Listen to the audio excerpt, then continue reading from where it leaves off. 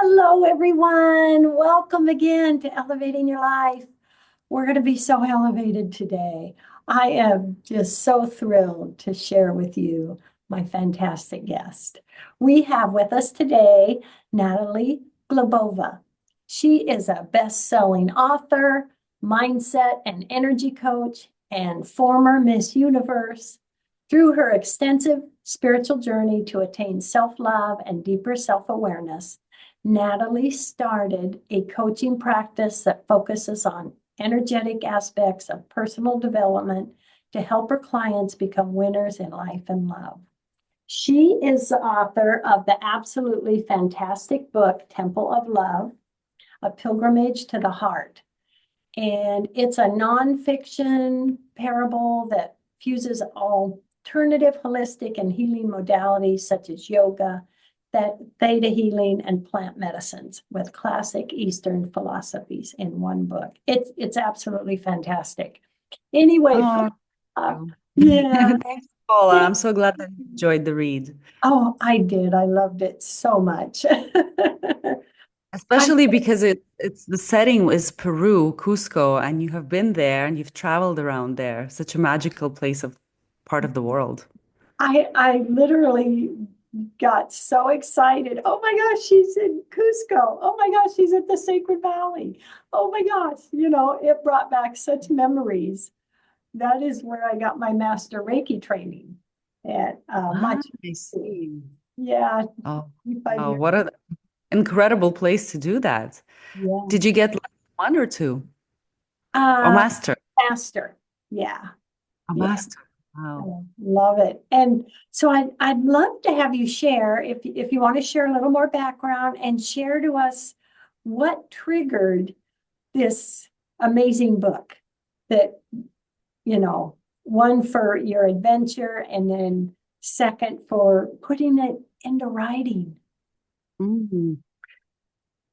I, as far as I remember, my spiritual journey actually began years and years and years ago when I first read The Power of Now by Eckhart Tolle. And at the time, I was in my early 20s. Have you read this book?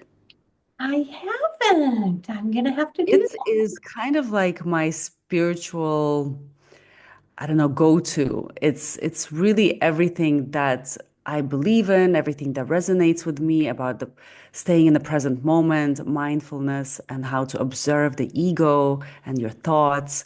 And I first read this book in my early 20s, and it didn't really quite click at first. I think I was too young, and had never meditated before. I had never done any sort of spiritual work or healing. And then years later, in my mid 30s, I picked up the book again, and all of a sudden it clicked. And by that time, I had been living in Thailand, in Asia, for almost 10 years. And I think being in this environment of Eastern religions, Buddhism, I think it kind of had an influence on me, about this whole idea and concept of observing your mind, of being mindful and sort of cultivating that joy and peace inside of you. Because here in Thailand, where I live for almost 20 years, I feel like the atmosphere really is conducive to this belief that we need to be loving, we need to be kind, we need to be soft. And the atmosphere in the country is really lovely. There's not a lot of aggression. And so I think I kind of adapted this way of living for so many years that when I started reading The Power of Now for the second time, all of a sudden it clicked and it all fell into place. It spoke directly to my heart. And off I went on the spiritual quest to find out more. I had started to ask questions about, okay, so there's this ego and then there's this, real self that observes everything. And who is this real self? And I was really curious to find out. And I was always, as a child, really interested in altered states of consciousness as well, because I don't know, I think I naturally gravitated towards this state of stillness and just disconnecting from the world and going inwards into this vastness and great beyond that we can all have access to if we just shift our perspective a little bit. And so a friend of mine told me about an ayahuasca experience that she had done. And I immediately started researching about it and looking and reading everything that I could about it, watching all the YouTube videos and documentaries about it. And I had found a wonderful female shaman who facilitated a retreat. And I decided to go for it because I wanted confirmation that there is something more than the physical world around us, that there is something more inside of me than what I can just think and see and feel with my senses. And it really did give me that confirmation that yes, indeed, there's so much more that we don't know. There's so much more that we don't see. And there is a whole universe inside of us that is beyond what we can comprehend and think about and structure in our minds as thoughts and ideas. And so after doing this experience and also really deepening my understanding about spirituality and different principles, such as the Vedic philosophies of the East and a little bit of New Age spirituality as well, I began my quest. I started to um, go to meditation retreats, learning how to do breath work, attending various workshops about inner healing. All of this stuff that I actually wrote about in Temple of Love, I experienced firsthand. And I got so much benefit out of it. I really started to understand what are my triggers, what are my patterns in life, what are the traumas that I've been holding on since childhood that are affecting how I believe and how I see the world, and what is my self-image. And I really wanted to write a journey, a story about it. And at first, it was going to be just a self-help book, a very dry self-help book that talks about all of these concepts of inner healing, of discovering your inner child, and learning how to observe your mind. But then somehow it all happened that I wanted to write a story that reads more like a fictional novel. So it's not a fictional book, but it still reads like a fictional novel, a story that takes you from Peru all the way to Mexico, passing through the heart of the Americas, Central America. And it becomes a journey to the heart to find this fabled temple that promises true love to anyone who pilgrims there. And in a sense becomes an allegory of finding true love within. And these are the kind of books that I always loved reading, such as the Celestine Prophecy, The Monk Who Sold His Ferrari, The Alchemist, The Magician's Way, where they are personal development books, but they read in such a beautiful way, rich with symbolism and incredible, almost mystical experiences, right? Yes. And it just becomes an easier way to convey the same message, but in a storytelling way. Yes. And yeah. And you sharing your adventure as you go through and sharing so many words of wisdom in this book. For example, your thoughts are energy, your feelings are energy, the words you speak are made up of energy. I mean, that is just so true that we're energy. Everything is energy around us. And the moment we realize that even physical matter is just energy in a different structure, we can understand that we are so powerful. We're powerful beings beyond our comprehension. And the power of our imagination is nothing short of godlike because we can create. We can absolutely imagine anything And then if we allow ourselves to dissolve into this quantum field of energy around us, there's no more separation between our physical bodies and the field around us. So we can manipulate and we can do whatever we want with this reality with the powers of our minds, imagination, willpower, and intention. Yes. And something that I thought was fantastic was you said, fear is not a physical obstacle. It is simply a projection. It has no substance. That was like, oh my gosh. You know what? It made me think, why do I let things I'm afraid of in? Why do I think about, or worry, or, you know, those aren't something. Those are just a projection.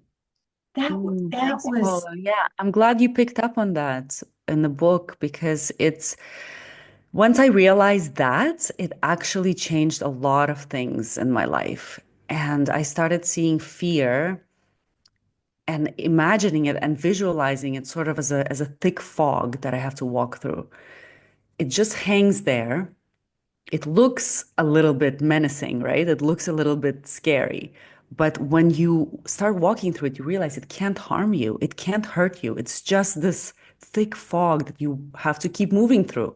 It's there. You can acknowledge it, but you can do it anyway. You can just continue moving because we don't want to suppress our emotions. We don't want to escape from negative. Well, I believe there are no negative emotions. All emotions are valid, right? All emotions are pointing to us something that's happening inside of us that needs addressing.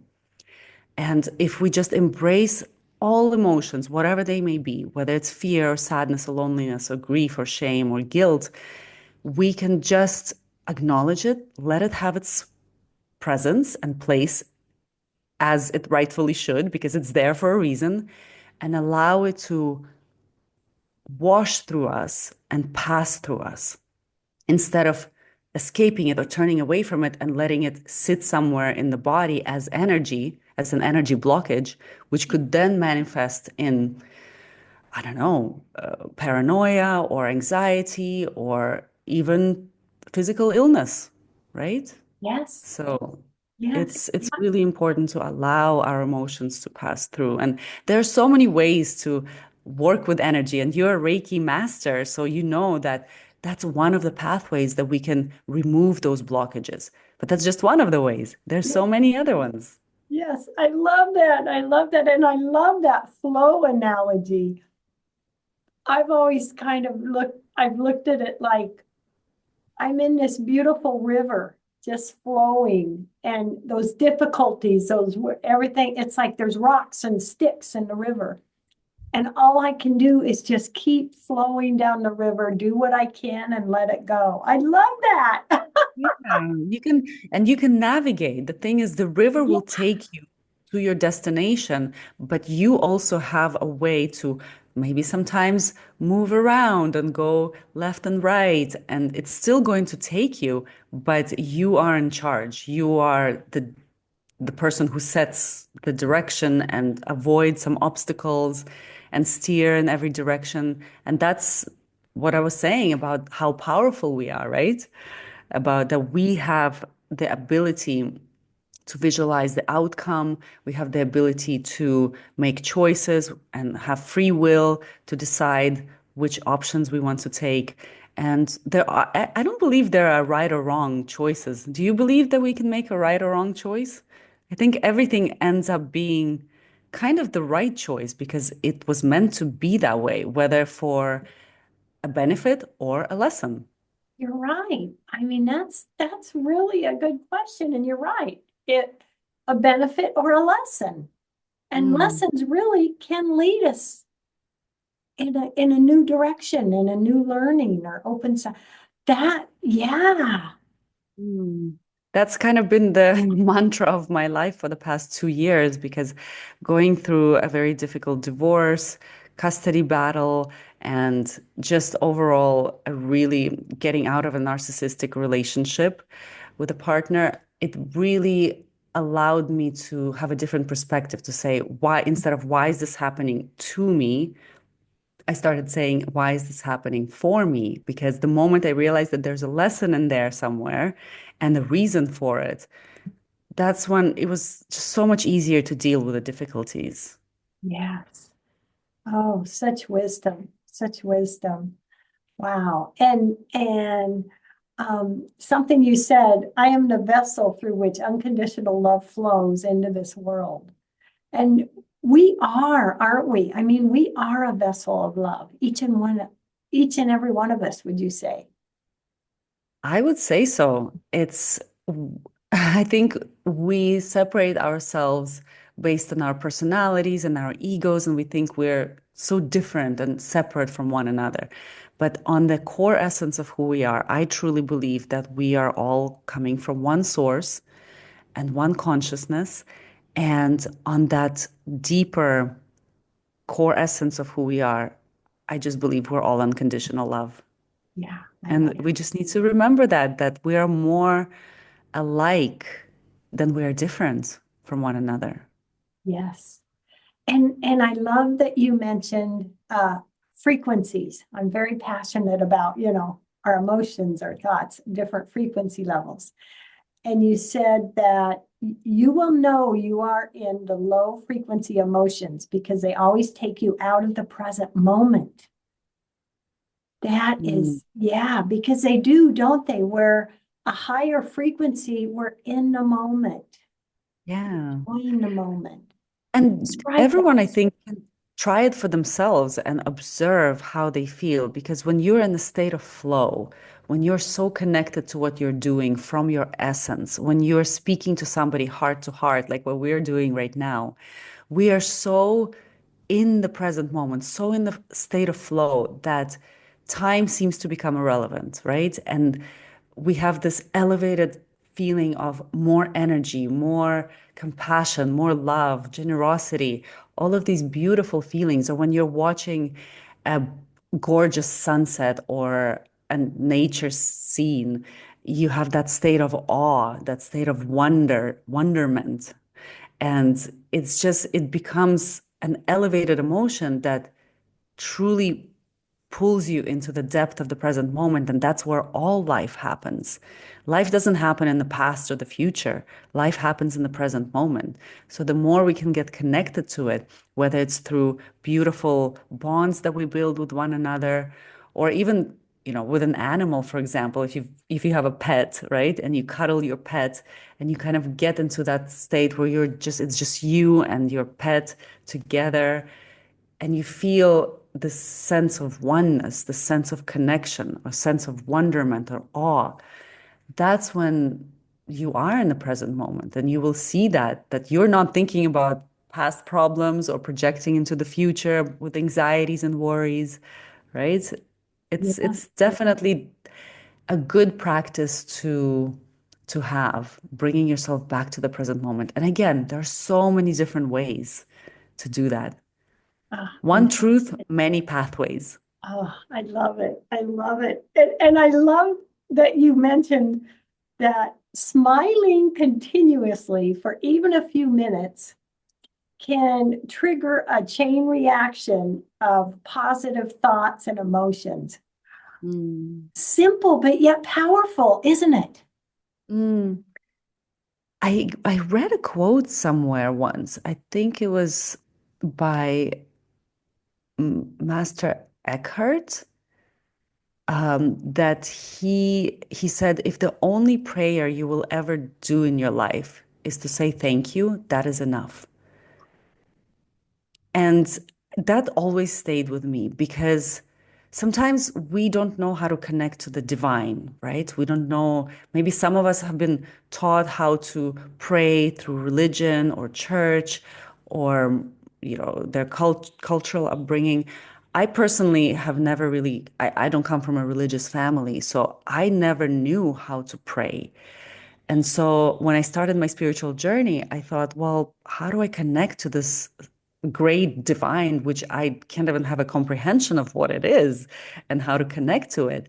And so when I read this quote, I thought, wow, that's really beautiful because maybe that's all it takes is just a moment of gratitude, a smile, and all of a sudden your heart chakra blossoms open, and then there you are, you're connected through your own and through your own feeling of love and gratitude and again awe, right? You're Oh, connecting to that divine energy, which is as within, so without. It's all around us. It's not just outside of us, it's also within us. So we don't actually need to go and look very far for it. We can just go inwards for a quiet moment of reflection, gratitude, saying thank you, smiling, and there you are. That's your prayer. Let that be your prayer. I love that. The heart chakra blossoms. Oh, that is so beautiful. Oh my gosh. And Natalie, I do have to ask because it really is fascinating. It's so cool that you were actually a Miss Universe. Tell us a little bit what that was like Guilty as for you. charged. Wow, amazing. How awesome. Right. Well, I'm celebrating my 20 years at the end of May. And it seems like it was both such a long time ago, but also not that long ago at all when I won this title here in Thailand. This is where it all happened. And that's why I came back to Thailand because I just fell in love with the country and I had a beautiful connection to the people here. And this experience really took me on probably one of the most scenic routes of all. Because, again, as with choices, things might happen in our lives that are outside of our control. And I think Miss Universe actually happened largely outside of my control because, of course, I prepared, I did a lot of the things like visualizing myself giving a wonderful performance. I never intended to win, but I just intended to be the best that I could be on stage. And so the judges who are voting for the winner, I have no control over that. That's out of my hands.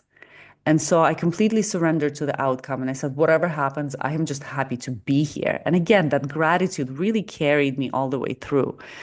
And so I believe that this sent my life on a trajectory that is the most scenic route of all the routes that could possibly have happened in my life. And I always describe it as the most incredible year of my life because it was incredible, right? I got to travel, I got to work with top people in the world in fashion and entertainment and just meet absolutely remarkable people and work with charities and orphanages and volunteer all around the world to really see the rich tapestry of the kind of lifestyles that we have in this world. It was really a rich experience. But at the same time, it was the toughest year of my life because, I'm always traveling and I don't have a life of my own. For 1 year, it was a really, really tough year. But I'm so, so grateful for it. And I think that there's a reason for me winning it because seeing how my life has made this turn towards spirituality and inner beauty and looking for inner beauty, I think that, yes, there was a reason for me to win this most prestigious beauty title in the world, which takes me to the height of, the physical world.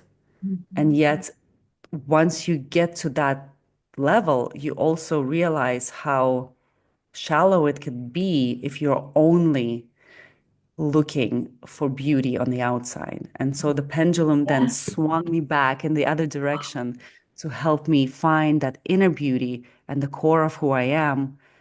And I don't think I would have been able to find this side and this deep spirituality had it not been for going on that other side so You, far. you, had the honor of being in two different worlds, that, and then in the jungle in South America, and, two different worlds. My goodness.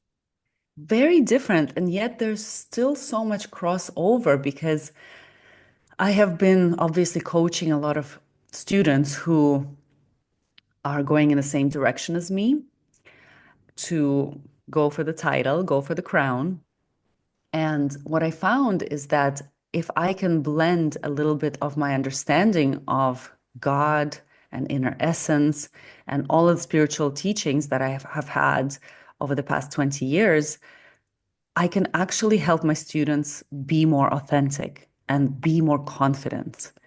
So I am absolutely blending everything that I Um, learned into the world of pageantry, into the world of personal development, because it makes sense to me.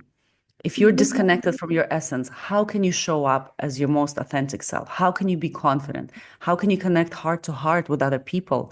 You cannot. Oh, I So love it. I love it. teaching Oh, you're so teaching awesome. through meditation, mindfulness, and breath work has been the core of my work. Oh, Natalie, we have a couple minutes left in the show. Please share website information, how others can connect with you, perhaps get training. Please share that and what last words you want to share with us today. Thank you, Paula. I would say the best way to find me is Instagram, Natalie Glebova. You can find me on Facebook, you can find me on YouTube, and you can go on my website, natalieglebova.com. There you'll have information about Temple of Love, where you can purchase it. It's pretty much on all the online book retailers such as Amazon, Barnes and Noble. I think there's a few more, but certainly if you go to my website, natalieglebova.com, you can find all the information about it. And the last words, I think I already mentioned before the quote, whenever life gets hard, think of it as it's happening for you, not to you. And it's kind of an extension of my final question at Miss Universe that was given to me. What is the biggest challenge in your life? And I answered that question with, I always consider myself the kind of person who looks at the glass half full instead of half empty. And even though in challenging times it might be hard to look at life this way, but I always try to maintain that positive outlook on life. And that was my final answer 20 years ago that I think still resonates with myself and with so many of the fans of Miss Universe because I get messages from people saying, I loved your answer. And every time I come to a challenging situation, I try to remember your words. And so looking at the glass half full, of course, is not always easy, but I think I've expanded on that when I say everything that happens to you happens for you. It's for the greater good. If you can just learn to find the blessing in it, find something positive in it, or at least a lesson that's making you elevate and evolve to the next level of your life. Oh, thank you, Natalie. Thank you so much. And everyone, this book, Temple of Love, is amazing. Oh my gosh. Thank you so much, honey. This has been so fantastic. I love that. Thank you, Paula. Oh, Thank you for hugs and having me and for blessings. all the work that you do. Thank you.